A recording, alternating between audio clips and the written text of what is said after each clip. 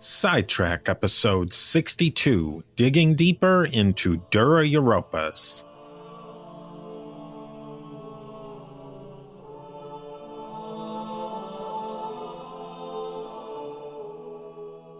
Thank you for listening to the History of the Papacy, an Agora Podcast Network member. You can always go to agorapodcastnetwork.com to find more great, thought-provoking, and independent podcasts. You can learn more about the history of the papacy at our website, a2zhistorypage.com. I always appreciate your iTunes ratings and reviews. They really help me make this show better and let other people learn about the show as well. I'm going to mention our Agora Podcaster of the Month, Roifield Brown of many, many great podcasts.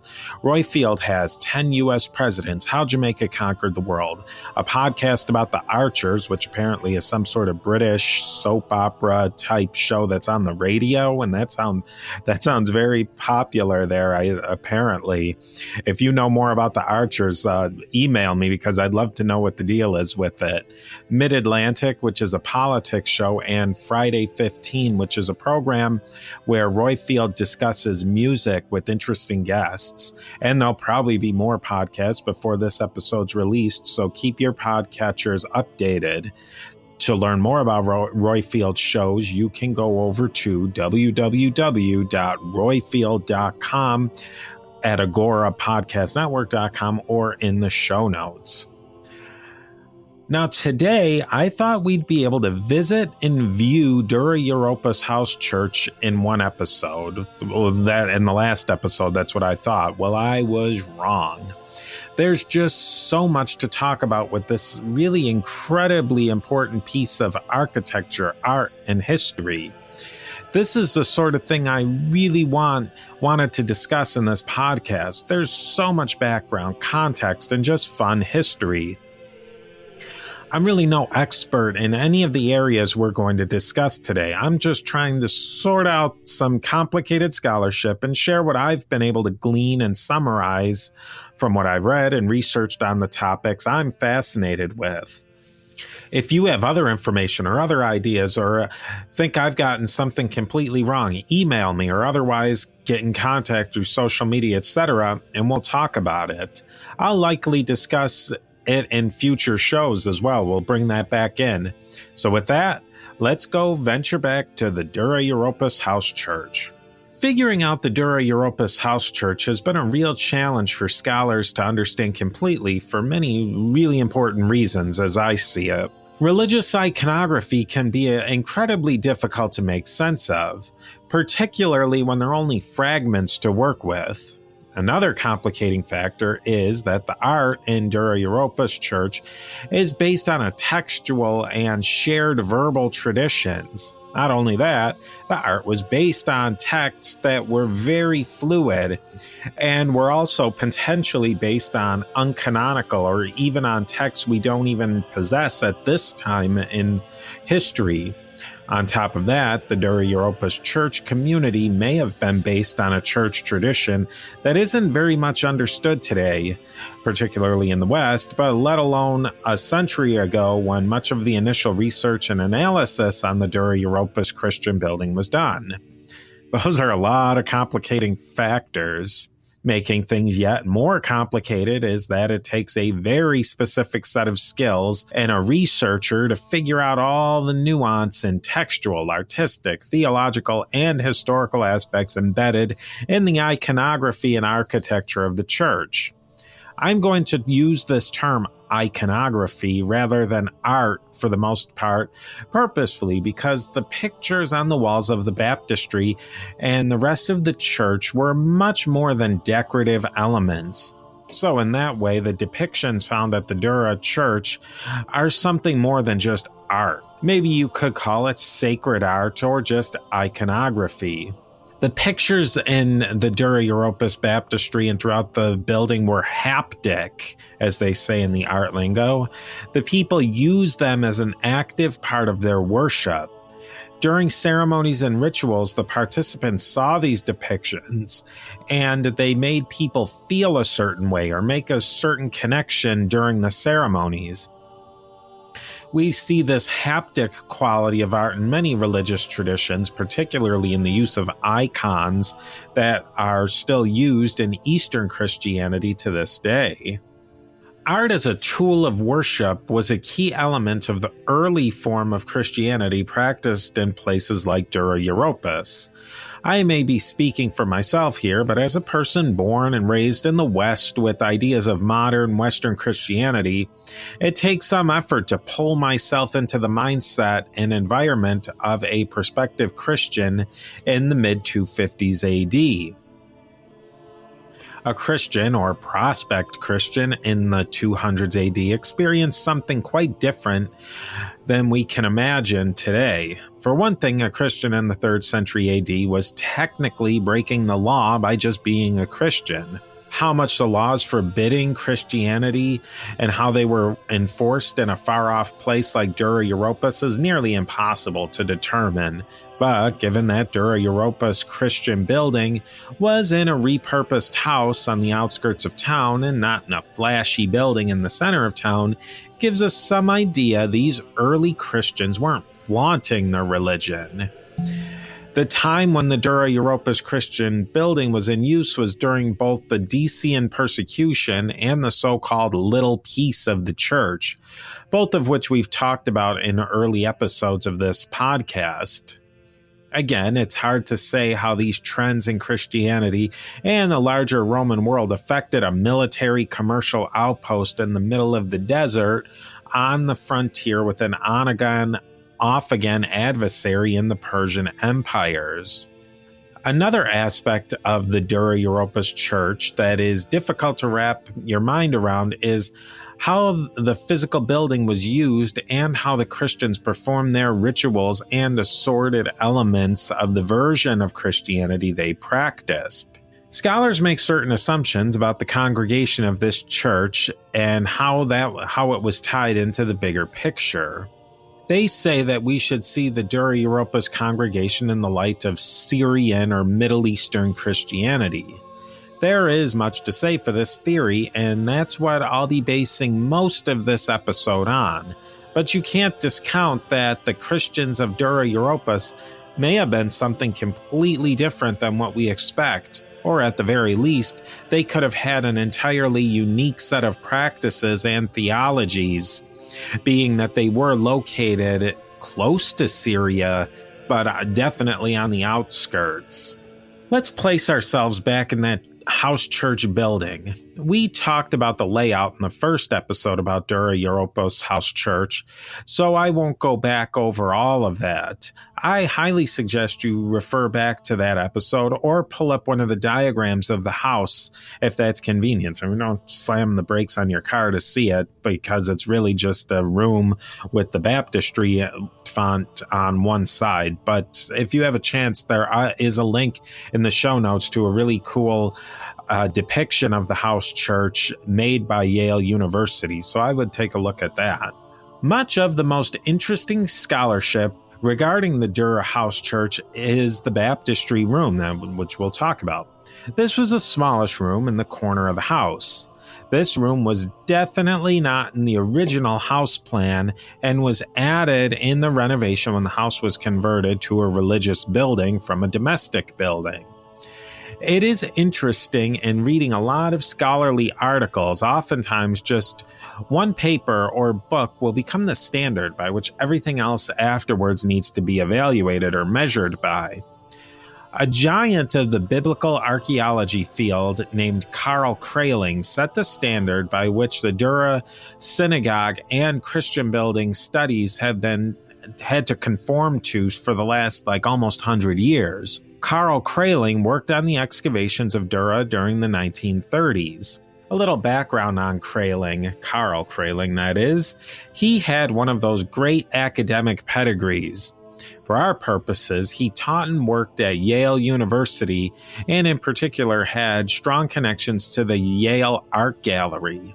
In the late 1960s, Kraling literally wrote the book on the Dura Europos Christian House church building. I'm not too embarrassed to say that I had never heard of Carl Kraling before, but I read a lengthy and glowing obituary written by William J. Fulbright. If you've listened to Gary Stevens' History in the Bible podcast, you'll know a little bit about Fulbright. People like Fulbright and Kralings were just titans of the biblical archaeology game in the early to mid, even into the late 20th century. And it really takes a lot of evidence to turn the field around from a lot of their conclusions, even up to this day. Most of the iconography that was found at the site was found in the baptistry.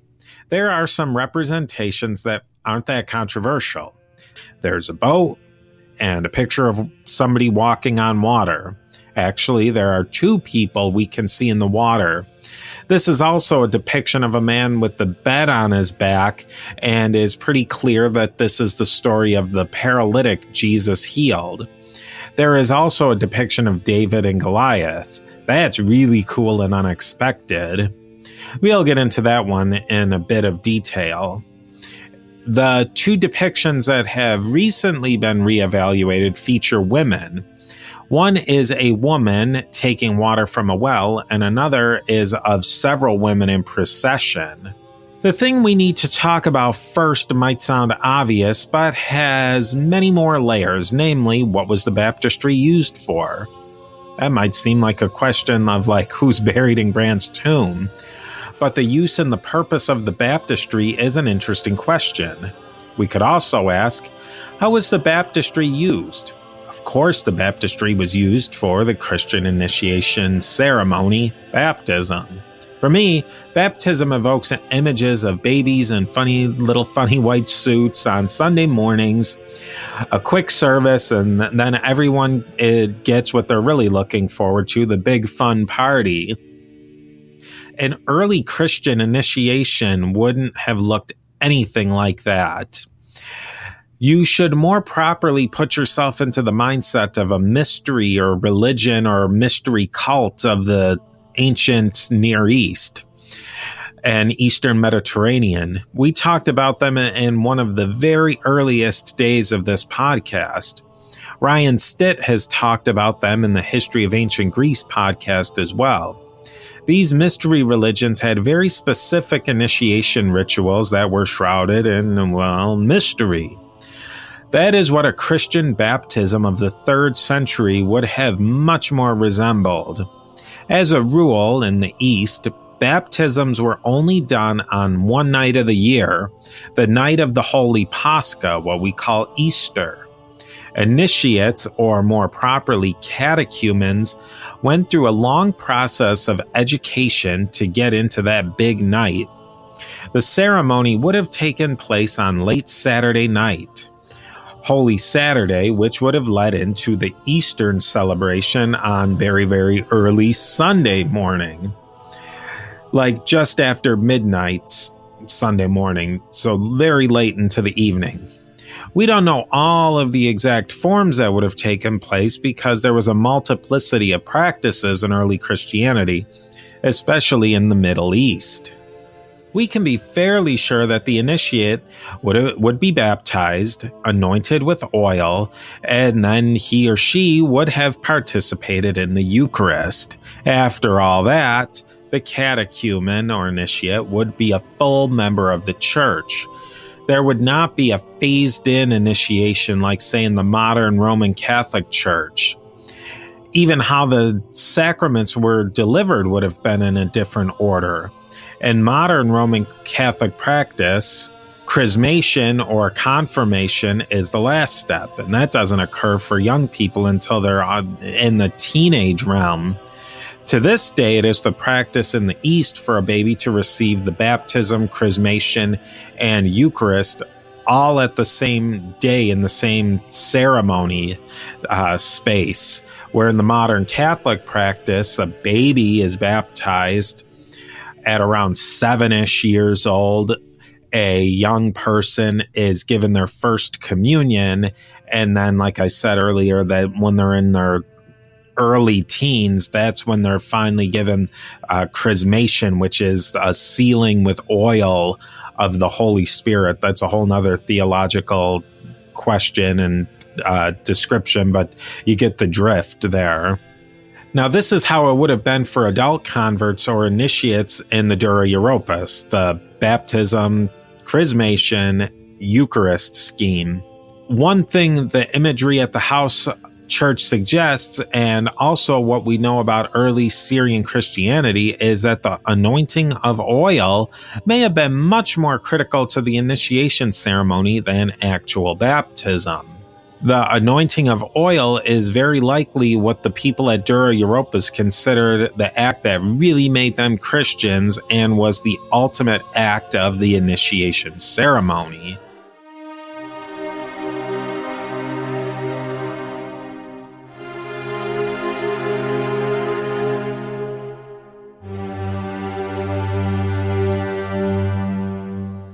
I think the key point to keep in mind in everything we talk about the Dura Europos house church is that the people there had a very different point of view on certain points of practice and theology than what is commonly held today.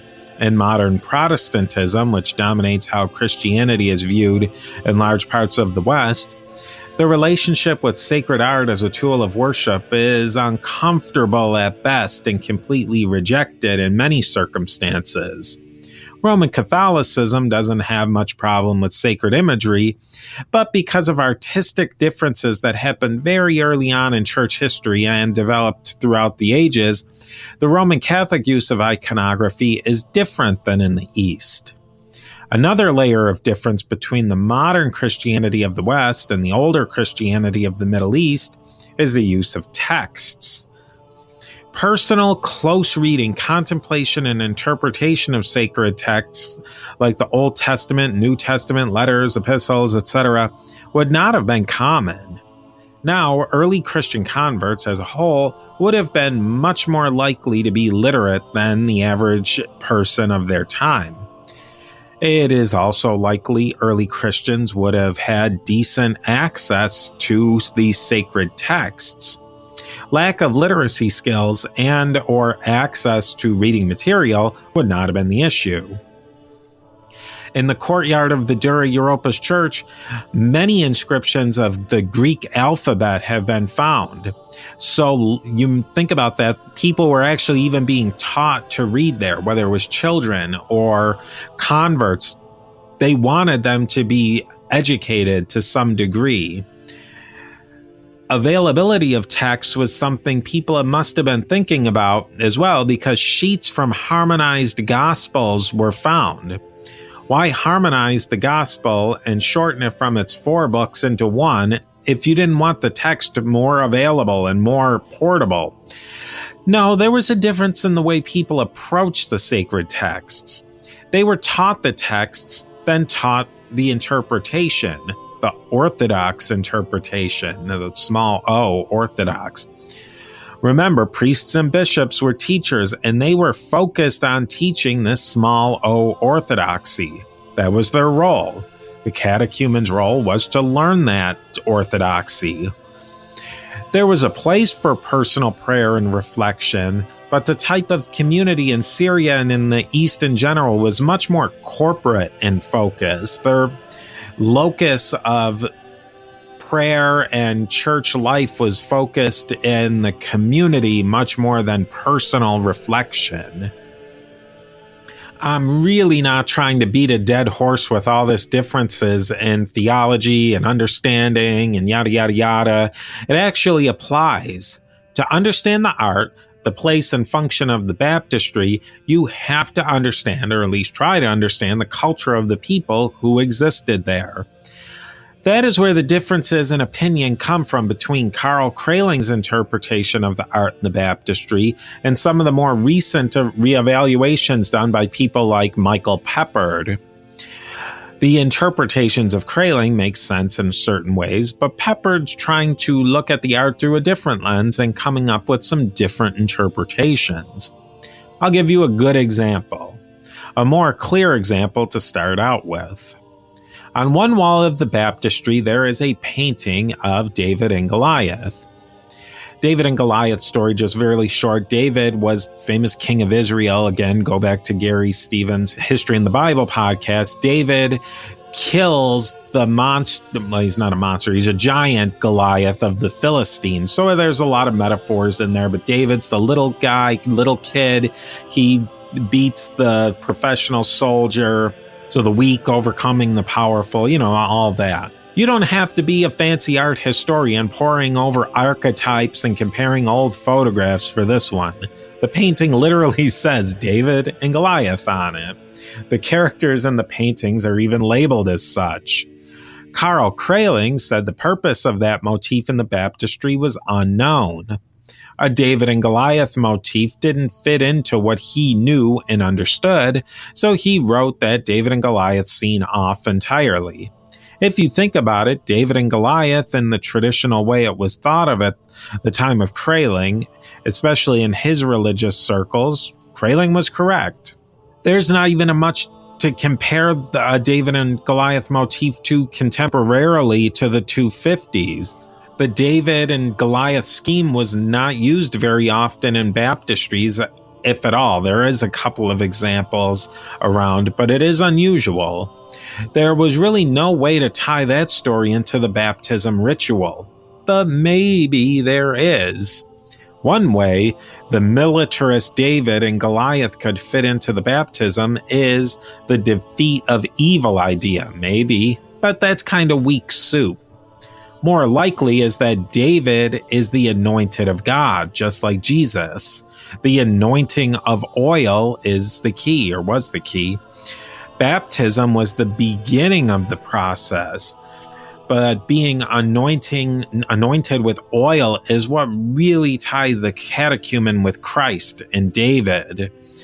Also, Dura Europos was a frontier military town. Making the iconography appeal to the military and to the soldierly life wasn't a bad marketing idea. That was the audience and the culture of this frontier town. David is depicted as a Roman and Goliath in traditional Persian garb. There is definitely comparanda for this in later art. David and Goliath are continually presented in art with David shown in the gear of the perceived good guy and Goliath in the wear of the bad guy. It's a classic representation throughout art history. Another piece of interesting art was a picture that was in the corner of a woman drawing water from a well. Carl Kraling made the obvious connection. This piece of art represented the woman at the well from the Gospel of John chapter 4. I'm going to long quote John chapter 4 to give you an idea of why Kraling would have thought of this art representing the Samaritan woman at the well as a slam dunk. No further questions needed. So here's the long quote.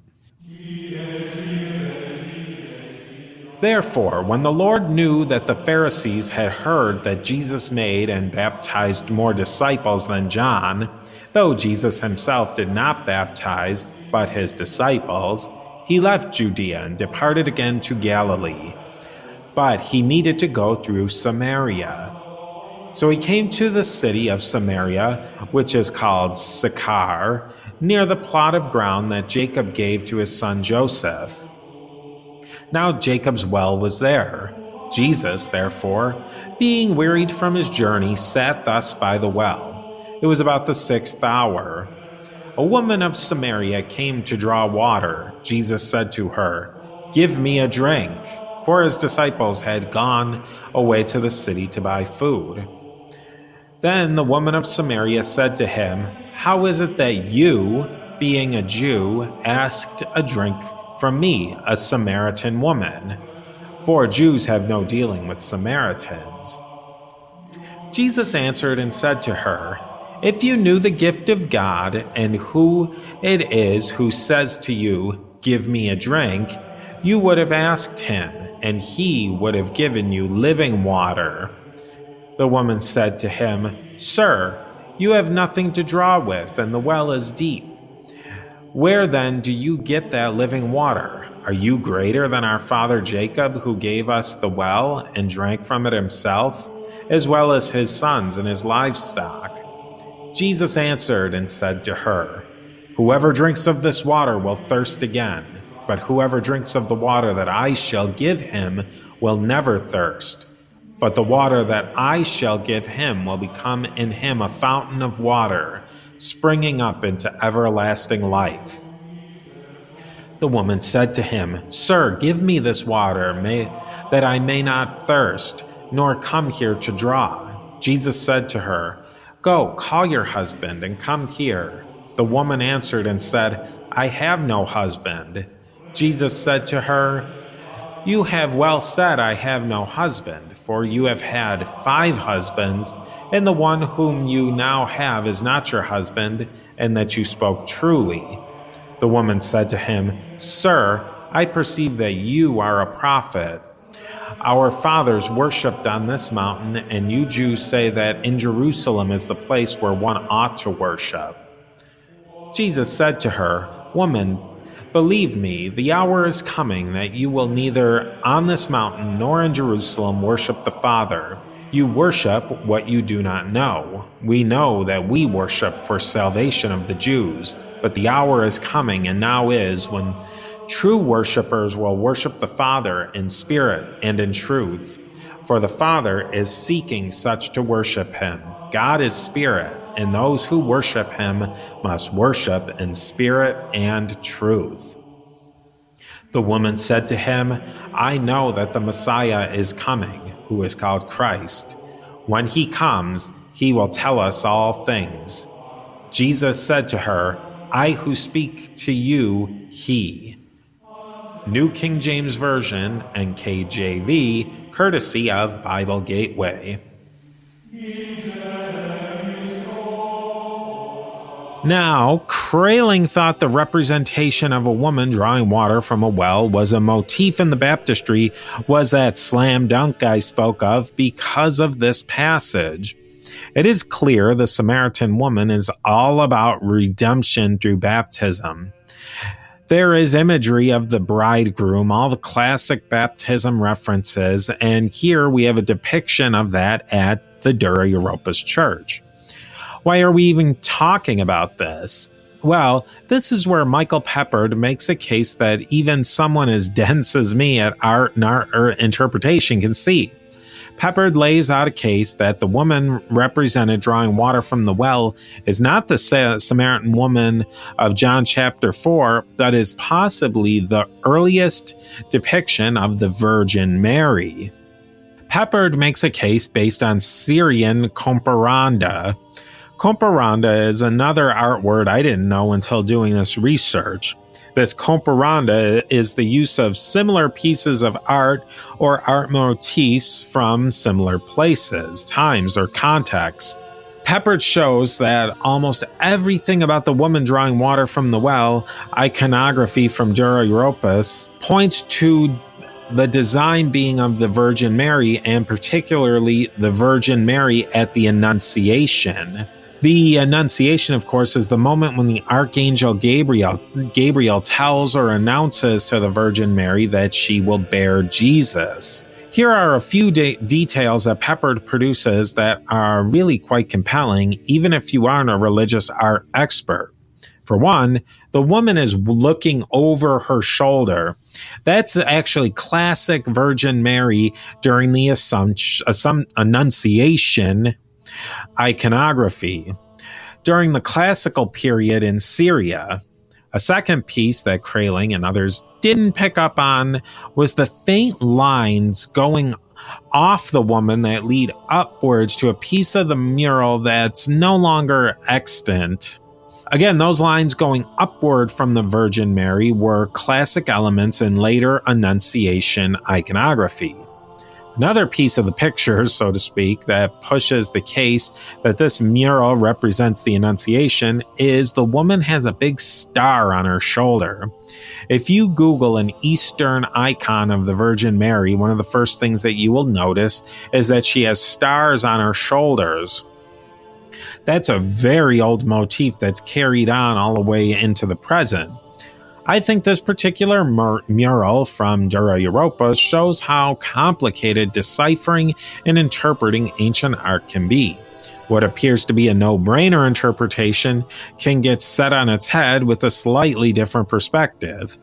In this example and many more, there are so many interpretations. One thing worth mentioning very briefly is that it appears that one artist may have done many of the art drawings and murals throughout the entire city of Dura. In the synagogue, Mithraeum, the church, and more. It's not entirely impossible that the artist didn't know anything about the particular theological points of any of these religions, but was just an artisan for hire.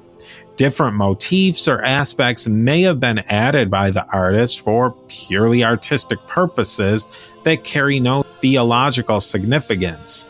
The artist could have been working off a contract that's said to include certain points, and the artist was certainly supervised, but that doesn't mean in this case that every brushstroke carries strong theological perspectives. It's not, I don't know, it's just something to think about. There's a lot to think about in this small town where Roman soldiers were Christians paying for iconography. Did they also go to the Mithraeum? Was there crossover with the synagogue? Was this Dura Europos community a spin-off of the synagogue? We don't know. There's just so much we could speculate on, and it's just a lot of fun. And there's just so much to talk about here. I feel myself getting drawn deeper and deeper into the story. I feel that this is a good place to stop, though. I want to recount so much more. There's a depiction of Jesus walking on water and the healing of the paralytic from the Gospels and more. I think this is a good place, maybe not to stop, but just to pause. I will likely visit church architecture and art much more in the future. I'm working on lining up some guests to discuss these aspects more as well. We just have so much more interesting history to talk about. But I don't necessarily want to get bogged down in this one point, at least not for right now. So I definitely reserve the right to come back and talk about Dura Europos more in the future. If church art, music, and architecture is something you'd like to hear more about, definitely take a moment to get in contact with me. We are not quite done yet today, though. I just want to take a moment to discuss a recent iTunes review I received from Roxana in the USA. I really appreciate your reviews and comments. They make me think more and push me to explore the choices I make in telling the history of the popes of Rome and Christian Church, and this comment is not an exception. They're all great. Here is the comment Roxana left. I am a Catholic convert from Protestantism. I really enjoy learning the history of the Church from another non-religious perspective. I agree with other commentators' positive comments, so I'm going to get right to my criticism. I'm only a short way into the podcast, and I don't know if this has changed as the podcast has progressed, but why are Protestant Bibles, the NIV, that's the New International Version, or the KJV, the King James Version, used for reference, especially for times before Protestantism even existed? The Douay Rheims, New American, St. Joseph, Didache, and especially a Catholic Study Bible would be good options for really exploring the Catholic perspective. I've been reading different books of the Bible recently in preparation for several collaborations I have planned with Gary Stevens of the History of the Bible podcast. I consistently use the New King James Version for my readings and listenings, as it were, of the New and Old Testament. I actually listen to the biblical books more often than I read them because it's a thing I can do during my commute or walk, etc., washing the dishes. Connecting to this episode on Dura Europos, listening to the Bible being read was a much more common thing than personal reading, so I'm going old school too. I personally like the sound of the revised King James Version. It keeps the poetic nature of the King James Version, but brushes up the language a bit to have a more modern feel. The KJV and Shakespeare are really pillars of English literature. As for the iTunes commenter, as far as I know, the Catholic Church does not forbid the New King James Version. They might not actually be pushing it, or they might suggest other versions, but as far as I know, it's not forbidden.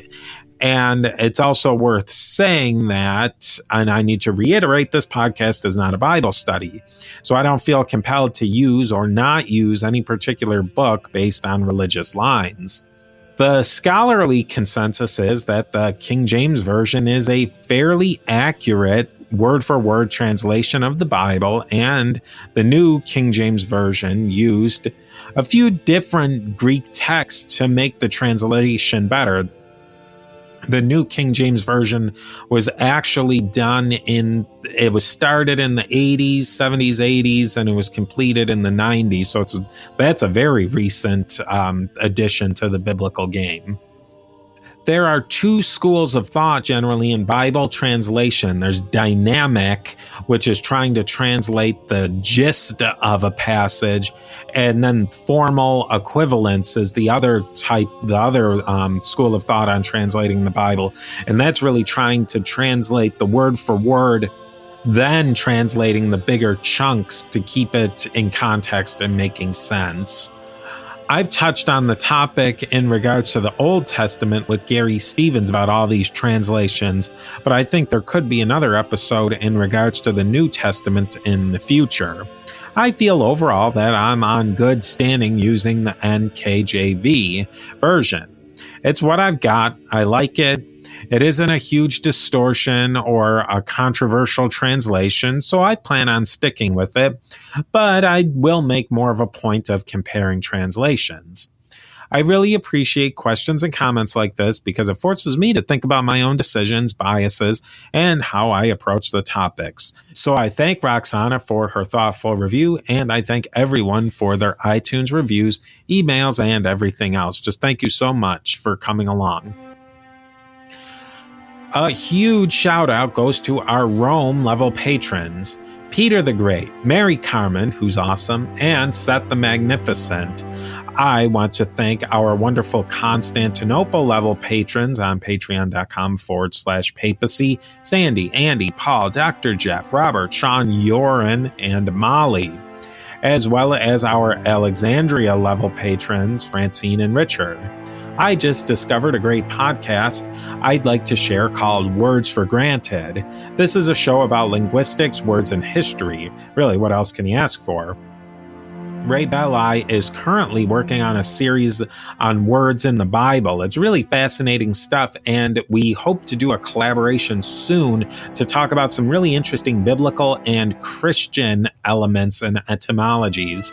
You can find Ray's Words for Granted at www.wordsforgranted.com, and I've actually also just put a link in the show notes too.